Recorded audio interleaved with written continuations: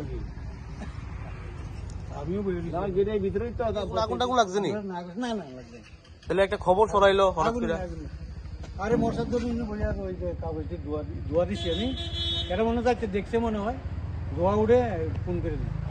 Fire সার্ভিসে কিচ্ছু না, ফোন করেছে। আমি তো এখানে বুঝিয়ে দিছি। আপনি কি দায়িত্বে আছেন কোর্টে? আমি সেন্টি ডিউটি করতে। এখানে কি আগুন টাগুন লাগছে? না না না, আপনার কি মনে হইতেছে ব্যাপারটা?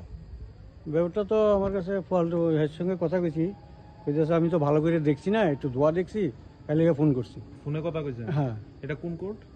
এটা তো বিশালগড় কোর্ট।